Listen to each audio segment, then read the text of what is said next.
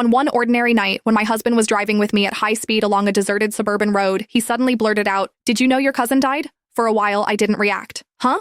She's dead, so there's no meaning for me to go on living either. Chloe Baker, let's go down and join her together. After saying that, he yanked the steering wheel hard. The car instantly lost control and plunged toward a deep pit beside the road. With a thunderous crash, the car slammed into the ground. Both Brandon Kensley and I suffered severe, life-threatening injuries. In his final moments, he mustered his last strength to tell me, "If time could be turned back to 40 years ago at the mountain's base, you must never save me."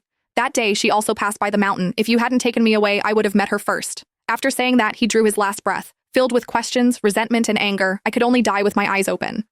But when I opened my eyes again, I returned to 40 years ago. This time around, I decided to let Brandon and his first love be together. However, there was just one problem. I didn't have any cousins at all.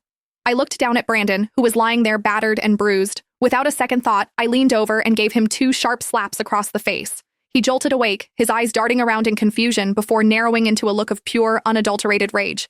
"Get away from me! Don't you dare touch me! Stay the hell away!" I froze for a second, then a cold laugh escaped my lips. Ah, I see. He's back from the dead too. In my previous life, I did everything for this ungrateful jerk. I spent every cent of my tuition money to save him and begged every doctor in the county for help. I stayed by his bedside day and night, and he once gripped my hand, promising the world, "Chloe, I swear, I'll never marry anyone else. I'll never betray you." And how did that turn out? He did become a high-ranking official, and I gave him 3 sons, but in the end, he hated me so much he wanted to take me to the grave with him. Fine. If he wants a savior, he can find someone else. I stood up and slipped behind a large tree without looking back. I wanted to see for myself who this dream girl was, the one he'd been obsessed with for 40 years. A few moments later, our neighbor Taylor walked by, swinging a basket and acting like she didn't have a care in the world. Brandon, who had been playing dead on the ground, suddenly started thrashing around the moment he saw her. "Miss, please, help me. I'll make it worth your while." Taylor stopped, her face twisted in immediate disgust. Brandon panicked and quickly threw out an offer. "My family has money. If you save me, I'll give you $450. In this poor backwater town, $450 was a small fortune. Taylor's eyes lit up instantly. "All right, you've got a deal."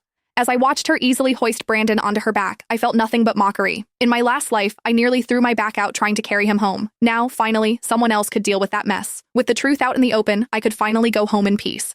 I reached into my pocket and felt the money I'd made from selling hazelnuts, my resolve hardening. In my previous life, I gave up my spot at a top-tier university just to put him through school. This time, this money was staying with me. In my last life, I turned my life into a joke for him. This time, I grabbed my suitcase and headed for the door. But just as I was about to step out, the dream girl herself, Taylor, came bursting in.